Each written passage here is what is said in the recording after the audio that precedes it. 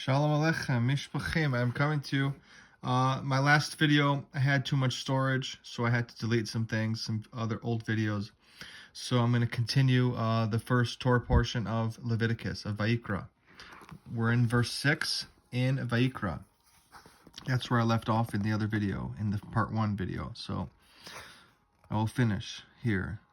He must then skin the ascent offering and cut it up into its constituent sections. Verse 6. He must then skin the ascent offering. Why does Scripture state again the ascent offering? To include all ascent offerings as requiring skinning and cutting into sections. Cut it up into its sections, and not its constituent sections into smaller sections. Verse 7, Torah. The descendants of Aaron the priest must make a fire on the altar and arrange wood on the fire. Verse 7, Rashi. The descendants of Aaron must make a fire. Although fire comes down from heaven, it is nevertheless an obligation to bring regular fire. The descendants of Aaron the priest. The addition of the term the priest teaches us that the high priest's service is valid only when he is in his unique state of priesthood. But if he officiated wearing only the four garments of a regular priest, his service is invalid. Verse 8, Torah. Aaron's descendants, the priests, must then arrange the sections, plus the head and the fat, on top of the wood that is on the fire on the altar. Verse 8, Rashi. Aaron's descendants, the priests.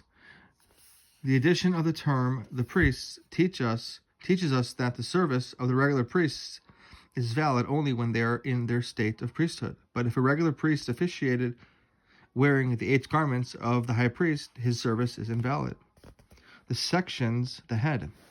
Since the head is not included in the skinning, for it was already severed at the time of slaughtering, it was necessary to mention it specifically as being included among those pieces placed on the altar. And the fat. Why is it mentioned specifically?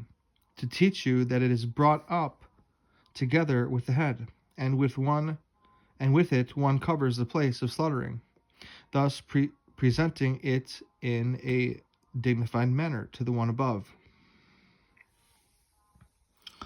On the altar, this teaches us that the pieces of wood must not protrude outside of the wood pile.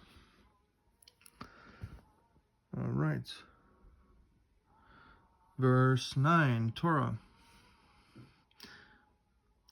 The priest must wash its innards and its legs with water. The priest must burn it all up on the altar as an ascent offering and a fire offering pleasing to God. Verse 9, Rashi, an ascent offering. He must burn it up with the intent that it be an ascent offering, a fire offering. When he slaughters it, he must slaughter it with intent for it to be consumed by fire. Every instance of this word denotes foid in Old French, pleasing. It gives me pleasure that I declare that this be done, and my will was carried out. Verse 10, Torah. If his offering is brought from the flock, from sheep or from goats as an ascent offering, he must sacrifice an unblemished male. Verse 10, Rashi. Literally, and if, from the flock.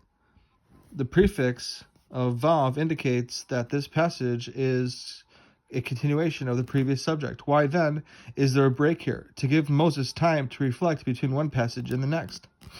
From the flock, from sheep, or from goats. These 3 times that the word here is repeated indicate 3 limitations, excluding an animal that is old, sick, or dirty, malodorous, or from being brought as offerings. Verse 11, Torah. He must slaughter it next to the north side of the altar before God. Aaron's descendants, the priests, must dash its blood in an encircling manner onto the altar. Verse 11, Rashi.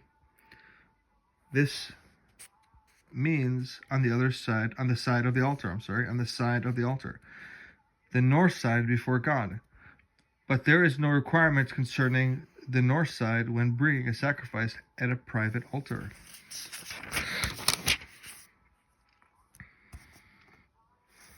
All right. Verse 12, Torah.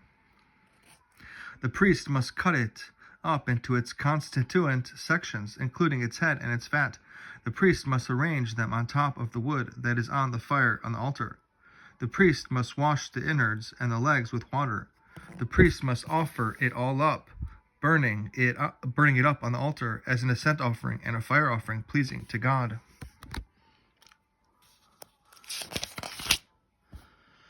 And that is the first aliyah of the portion of Vayikra and the book of Leviticus. All right, with Rashi.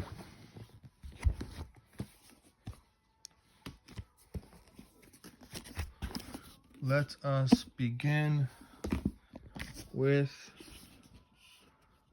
a reading from the Daily Wisdom on the Parshiot from the Lubavitcher Rebbe on Vayikra. And I'm going to read an introduction, a short introduction to the Torah portion of Vayikra. The title is Offerings. Leviticus is the third book of the Torah, and it is primarily devoted to the rules governing the relationship of God with the Jewish nation collectively, as well as his relationship with each person individually. The first 2.5 sections describe the procedures for the offerings to be made in the tabernacle. The first section of the book of Leviticus opens as God calls out Vayikra in Hebrew to Moses, bidding him to enter the tabernacle so he can teach him these procedures. All right, I just read Leviticus chapter 1, verse 1 through 13, the first reading, the first aliyah. After Moses erected the tabernacle on the 1st of Nisan, the year 2449, God called him into the tabernacle and began instructing him regarding the procedures for the sacrifices. The title of this daily wisdom on the Parshiot is called Balancing Self-Esteem and Humility.